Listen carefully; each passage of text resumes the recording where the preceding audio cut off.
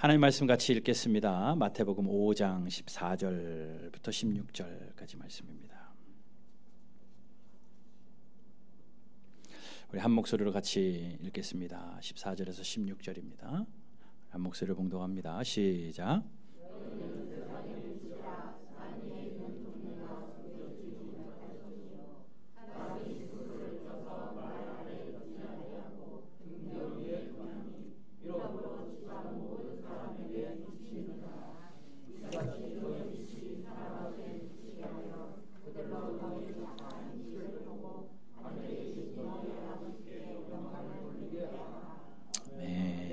제가 16절을 한 번 더 읽어볼게요. 이같이 너희 빛이 사람 앞에 비치게 하여 그들로 너희 착한 행실을 보고 하늘에 계신 너희 아버지께 영광을 돌리게 하라. 하루하루가 어떻게 가는지도 모르겠고 하루하루가 참 마음이 무겁습니다. 연일 계속되어지고 또 뉴스로 들려지는 소식들이 기쁘게보다는 마음을 무겁게 하고 또 이단의 소식들과 함께 기성 교회들까지 건강한 교회들까지 사람들의 입방아에 오르락내리락하며 하나님의 영광을 가리우는 것 같아서 참 마음이 무겁습니다. 어제는 하루 종일 긴급 재난 메시지가 오더라고요. 오늘 아침도 계속해서 옵니다. 심지어 시청에서 전화도 옵니다. 예배 드리지 말라고요. 가정 예배로 대체하라고.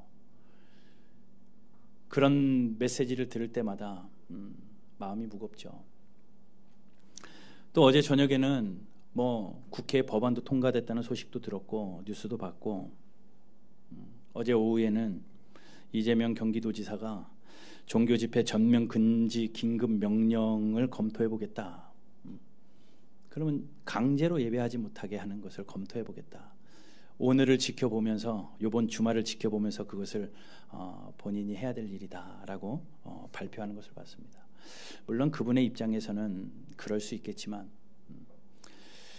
교회가 행정명령에 의해서 예배 드려지지 못한다면 물론 온라인으로 예배할 수 있고 가정 예배 중심을 담아서 예배한다고 사람들은 이야기합니다.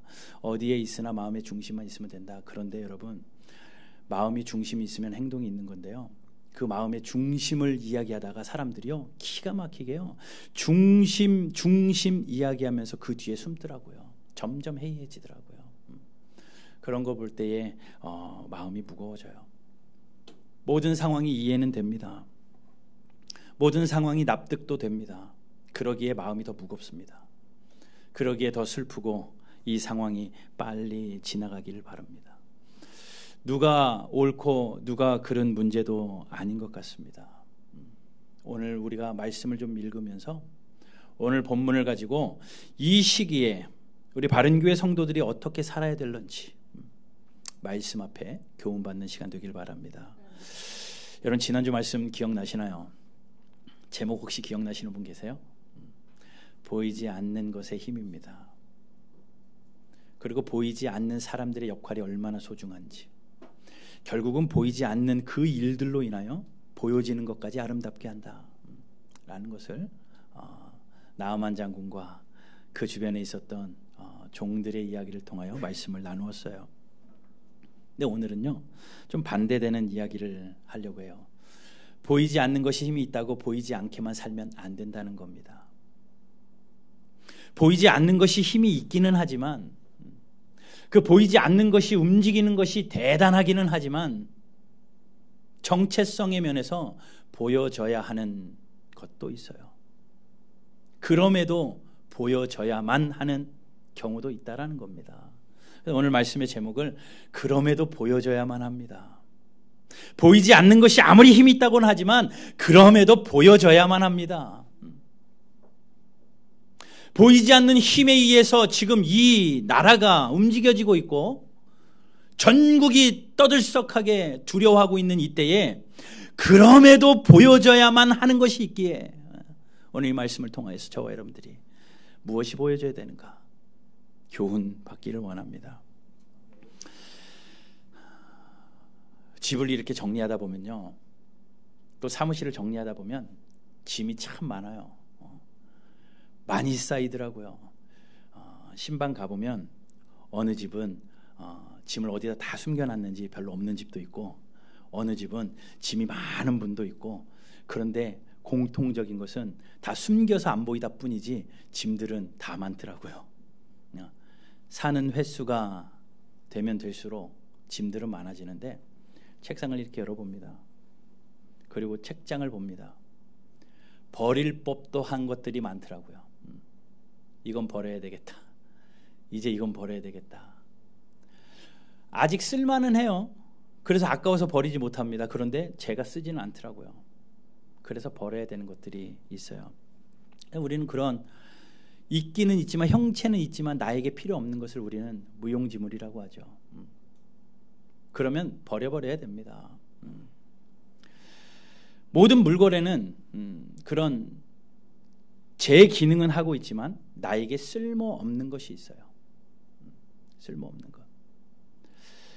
모든 물건이 그렇듯이 인생도 그런 인생이 있을까? 쓸모없는 인생이 있을까? 아니요, 없겠죠. 그런데 쓸모없는 인생은요, 제 역할을 못하면 쓸모없는 인생이에요. 간혹 사람들이 그런 이야기 하잖아요. 천인공노할 그러한 사람들을 보며, 불효막심한 그러한 뉴스들을 보며 쓸모없는 자식이야 라고 손가락질하는 그런 경우들도 종종 보기는 합니다.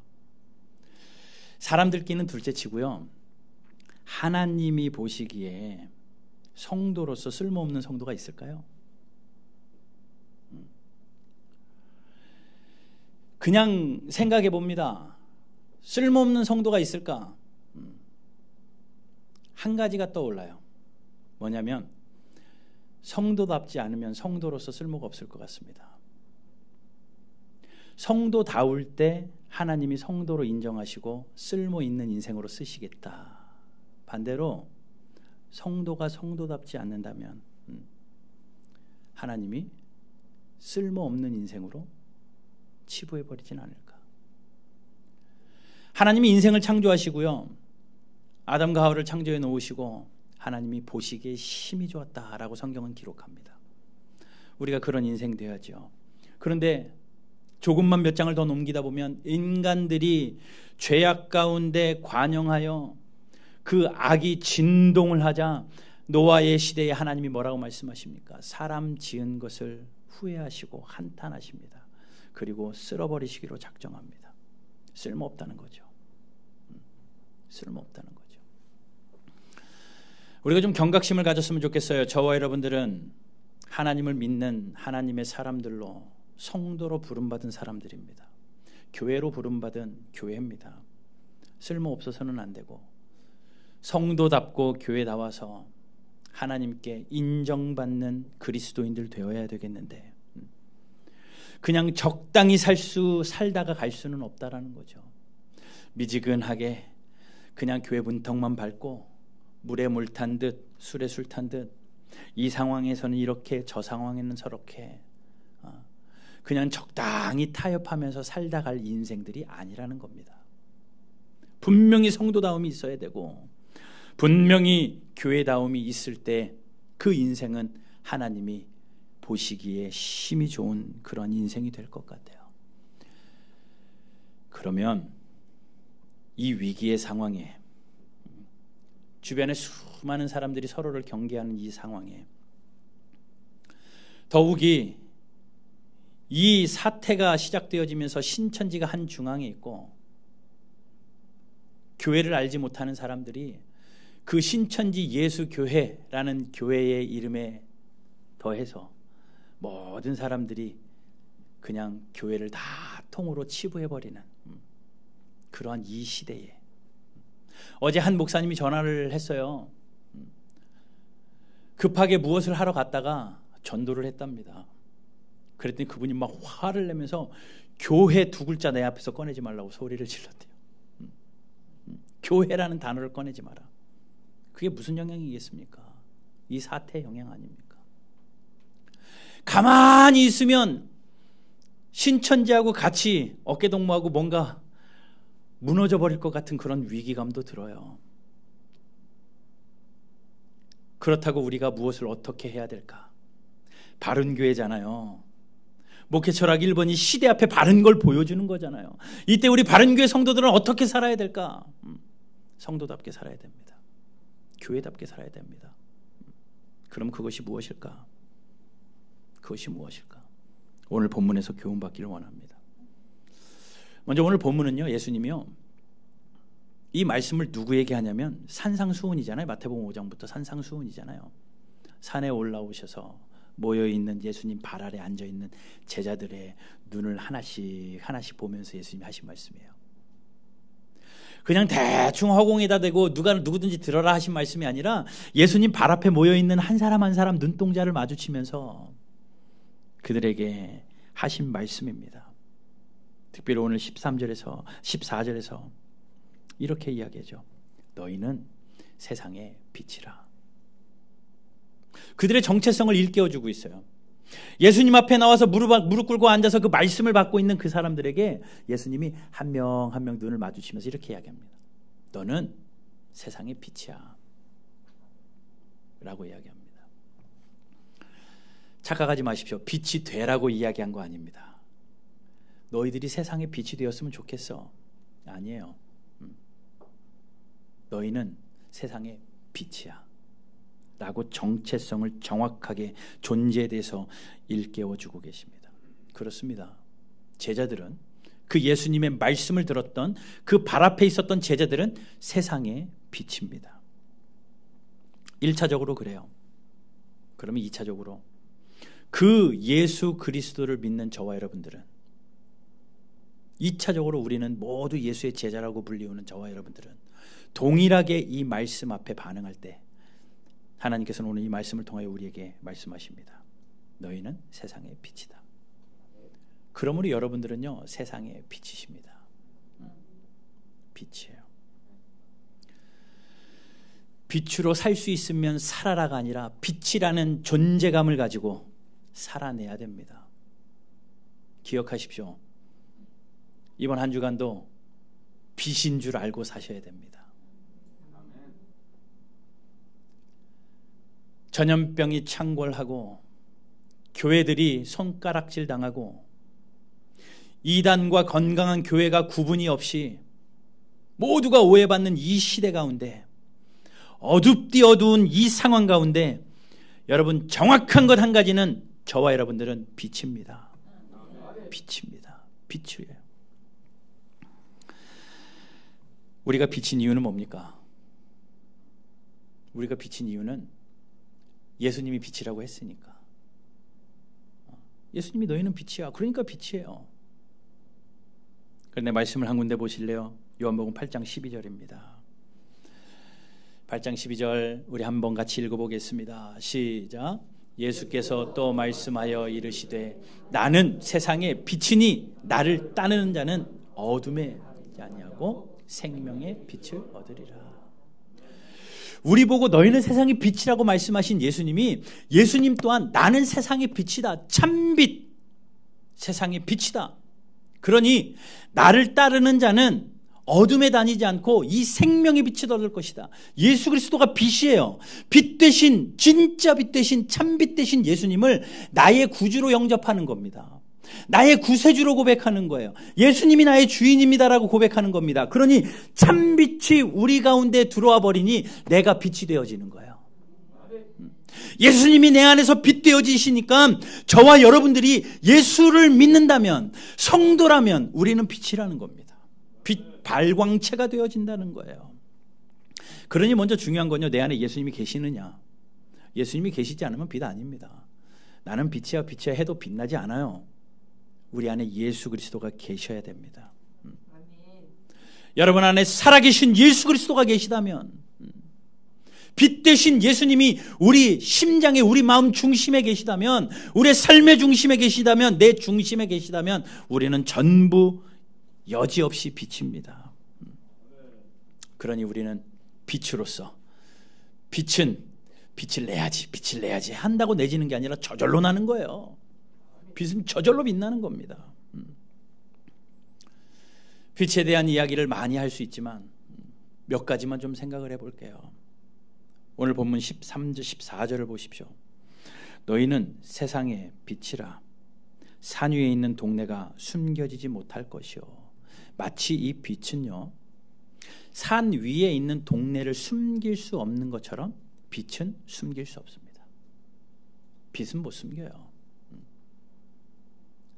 산 위에 있는 동네가 숨겨지겠습니까? 올림픽대로 타고 가다 보면 남산 기슭에 있는 동네들 한눈에 다 보이더라고요. 산 꼭대기에 남산타워 있으니까 어디서든지 그 남산이 보이더라고요. 숨겨지지 않더라고요. 내가 눈을 감지 않는 이상 그것이 화려하게 보이더라고요. 마치 그렇다라는 거예요. 산 위에 있는 동네가 숨기지 못할 것처럼 빛도 숨겨지지 못한다. 그런 여러분이 빛이라고 하면, 저와 여러분이 빛이라면 우리는 숨겨지지 않습니다. 어디 가서 숨는다 한들 숨어 지낼 수 없다라는 겁니다.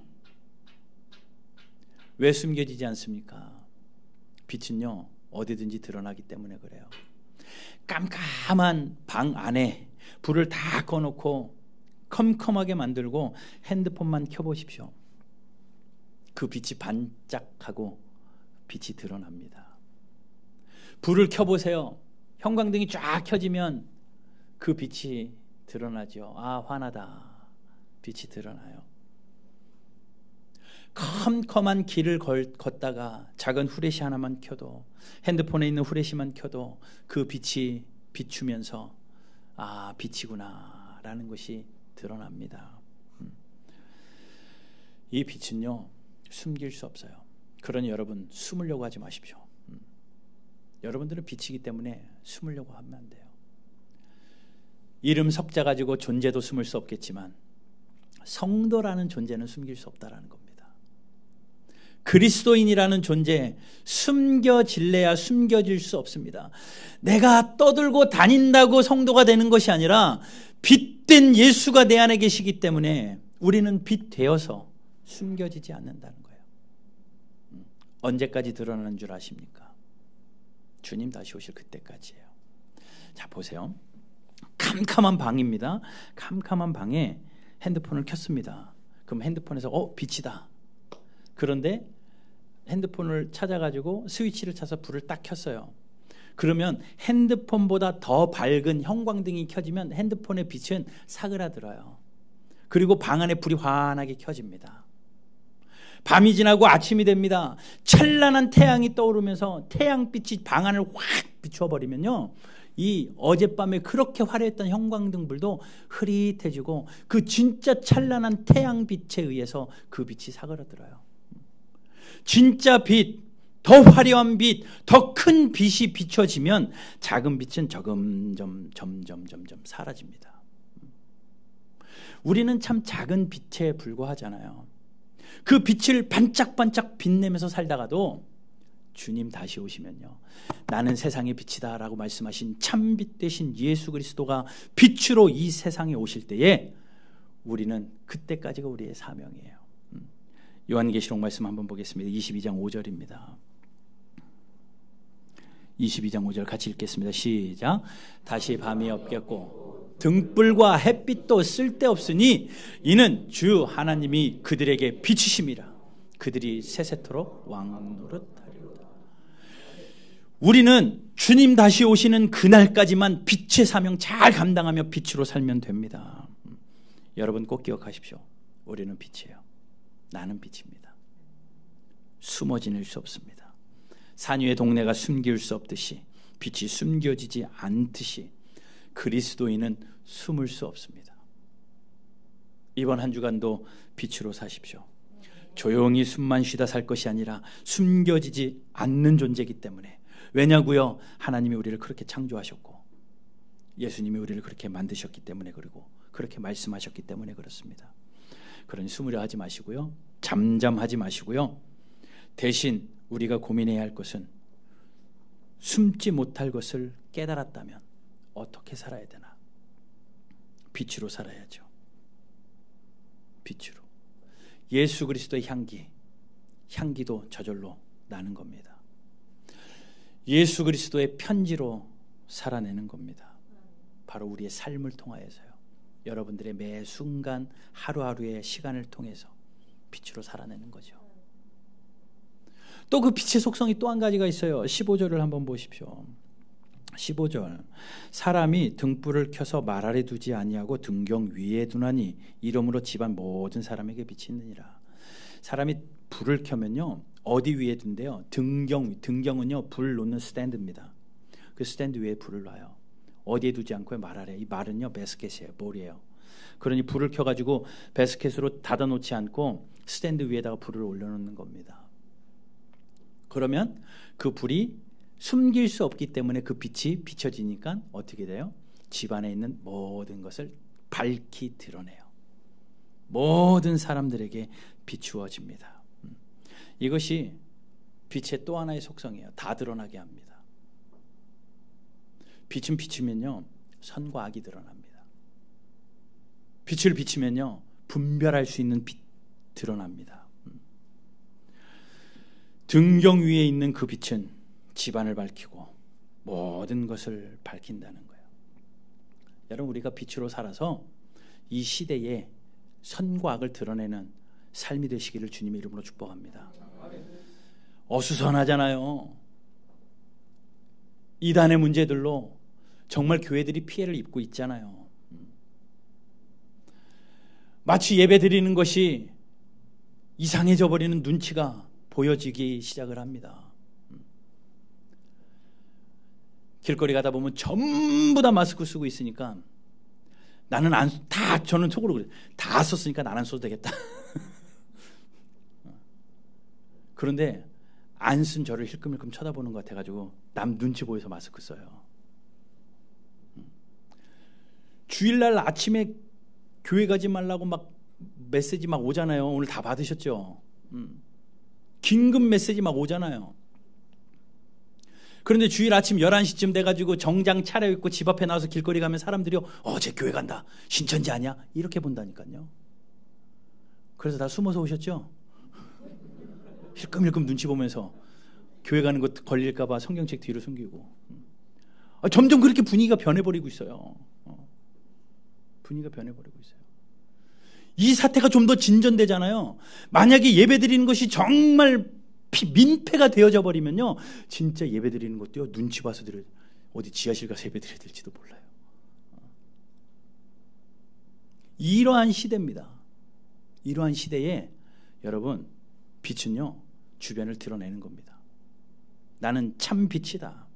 여러분들이 가는 그곳의 삶을 통하여서 신천지를 드러낼 수도 있는 것이고, 여러분들이 그 삶을 통해서 선과 악, 옳음과 그름, 바른 것과 올바르지 않은 것, 그것들이 밝히 드러나는 내게 하는 존재가 우리라는 거예요. 도덕적인 기준이 아닙니다. 세상이 정해놓은 헌법이 그것을 기준으로 만들어내는 것이 아니라 선과 악, 하나님이 보시기에 옳고 그른 것을 드러내는 것은요 성도의 삶입니다. 여러분들의 삶으로 그것을 드러내는 이 시대 가운데 빛된 사명 감당하는 저와 여러분들 되시기를 주님의 이름으로 축복합니다. 또 한 가지는요, 빛은요 길을 인도해요. 깜깜한 길 가다가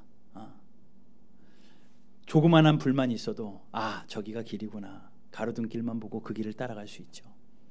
이스라엘 백성들이 광야로 출애굽했을 때에 길을 잃고 헤매지 않도록 하나님께서 물론 그들을 따뜻하게 하기 위해서기도 하지만 보이게 하시기 위해 불기둥을 주셨습니다.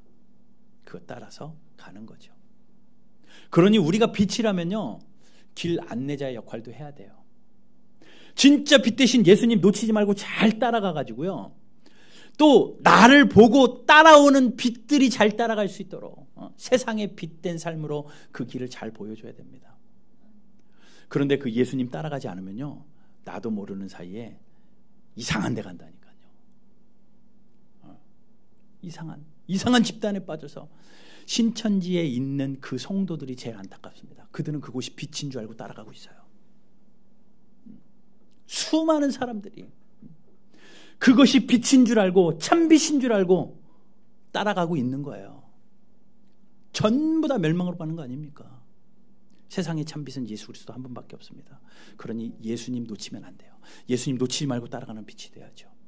몇 해 전에 영국에서 마라톤 대회가 있었어요. 그리고 사상 초유의 사건으로 보도가 되어지고 신문에도 다 나왔습니다. 뭐냐면 5,000명이 넘는 사람들이, 되게 유명한 마라톤 대회예요. 5,000명이 넘는 사람들이 마라톤을 뛰기 시작을 했는데 1번 타자가 열심히, 맨 앞서간 1등으로 간 사람이 열심히 뛰어가고 2등으로 따라간 사람들이 다음 그룹을 지어서 조금 뒤쳐졌나 봐요. 1등이 보이지 않게 멀리 가버렸습니다. 아마 최선을 다해서 달렸나 봐요. 페이스 조절을 못하고. 근데 2등이 멀리 뒤떨어져서 갔어요. 근데 결과는 어떻게 됐냐면요, 한 명만 합격하고 나머지 5,000명에 가까운 사람들이 전부 다 불합격 처리됐습니다. 그러니 한 명만 결승 지점에 들어왔으니 그 사람이 당연히 1등이죠. 그리고 나머지는 2등도 없어요. 다 불합격. 이유는 이거예요. 맨 앞에 간 사람을 떠나보내고 2등으로 간 사람이 앞에 간 사람 놓치고 그냥 길 따라가다가 자기 마음대로 갔어요. 길을 이탈해서 갔어요. 그랬더니 그 뒤에 따라오던 3등, 4등, 5등, 5,000명이 그 2등 뒤만 졸졸졸졸 따라가다 다 같이 엉뚱한 곳으로 가가지고 꼬린 지점을 찾지 못해서 불합격. 이렇게 되어버린 사건이 영국에서 마라톤 대회에 있었어요. 그렇죠. 예수님을 잘 붙들고 따라가면 우리가 천국으로 인도되어지지만 엉뚱한 빛 잘못 알고 따라가면요, 엉뚱한 곳으로 가게 돼 있어요. 이단들이 그래요. 신천지가 그렇습니다. 그러니 저와 여러분들이 이 시대 가운데 내 안에 계신 예수님을 잘 섬기고 빛이시니까 빛된 예수님 따라가서 나의 주변에 있는 수많은 영혼들에게 이 길이 참 길임을 보여줄 수 있는 인생의 영혼의 길 안내자의 역할, 저와 여러분들이 감당해내야 될 줄로 믿습니다. 자, 그러면 짧게 한 가지 더 말씀드릴게요. 이러한 빛의 속성, 뭐라고 그랬습니까? 드러낼 수 없다, 아주 숨겨질 수 없다, 드러내며 살아야 된다. 또 하나는 모든 사람들을 비추어서 밝히 드러내야 된다. 그리고 또 하나는 안내해야 된다. 이것이 빛의 속성인데, 이 속성을 가지고 사는 것이 무엇이냐? 그럼 우리가 어떻게 살면 되나? 궁금하시잖아요. 어떻게 살면 되나? 그게 16절이에요. 같이 읽어봅시다. 시작. 이같이 너희 빛이 사람 앞에 비치게 하여 그들로 너희 착한 행실을 보고 하늘에 계신 너희 아버지께 영광을 돌리게 하라. 하나님께 영광을 돌리게 할 수 있는 우리의 빛된 사명은 착한 행실입니다. 주변에 있는 수많은 사람들이 우리의 착한 행실을 보고 하나님께 영광을 돌리게 하는. 자, 그럼 이 착한 행실을 좀 생각해 봐요. 착한 행실이 뭡니까? 지나가는 사람 도와주고 아픈 사람 돌봐주고 이 정도의 행실입니까? 어려운데 기부하고 내 손과 내 재산을 나누어서 많은 사람들을 섬기고 이런 착한 행실을 말하는 걸까요? 물론 그것도 1차적으로는 들어갈 것 같아요. 그런데 가만히 생각해 보면요, 이단들 더 잘해요. 예수님 모르는 사람들이요 더 잘해요. 교회들이 어려운데 기부하는 것보다 모르는 단체에서 예수를 모르는 사람들이 기부하는 액수가 더 많을지도 몰라요. 그러니 섬기는 걸로, 무언가 도움을 주는 걸로, 도덕적인 선으로 착한 일을 많이 해서 빛이 된다? 이것은 1차적으로는 맞는 이야기지만 궁극적이진 않은 것 같습니다. 그럼 우리가 보여야 할 착한 행실이 무엇이냐? 우리 안에서 착한 일을 시작하신 예수 그리스도로 말미암아 새 창조의 일이 우리 안에 먼저 일어나야 돼요. 그 새 창조의 일이라는 것은 거듭남의 영혼입니다. 예수 그리스도의 오른편에 있었던 강도가 그 순간에 예수 그리스도를 받아들임으로 말미암아 그 안에 일어났던 새 창조의 역사, 예수 그리스도로 말미암아 살게 되어지는 역사. 그러니 이 착한 행실은요, 내가 하려고 작전 짜가지고 그래 내가 내 힘으로 내 돈으로 내 노력으로 이 행실을 해서 내가 착하게 살아보자, 착하게 살자, 바르게 살자, 이 정도의 결심이 아니라 내가 드러나지 않는 겁니다. 내가 죽어버리고 내 안에 계신 예수 그리스도가 살아나서 예수 그리스도에 의해서 살아가는 삶이 착한 행실입니다. 나의 인생의 핸들을 예수 그리스도께 맡기는 거예요. 내 삶의 전부를 예수 그리스도께 맡기는 겁니다. 내 삶의 매 순간순간마다 내 결정이 아니라 예수 그리스도에 의해서, 하나님에 의해서 결정되어진 삶. 이것이 착한 행실입니다. 여러분, 우리가 아무리 착한 일을 많이 하려고 해보십시오. 아니요, 못 따라갑니다. 그러나 나는 없습니다. 나는 완전히 죽은 사람입니다. 예수 그리스도 앞에 굴복하고 내 안에 계신 예수 그리스도가 나의 전부 되어져서 예수님이 내 삶을 이끄시는 대로, 예수님이 나의 삶을 주도하시는 대로 끌려가며 예수 그리스도에 순종하며 살아가는 삶.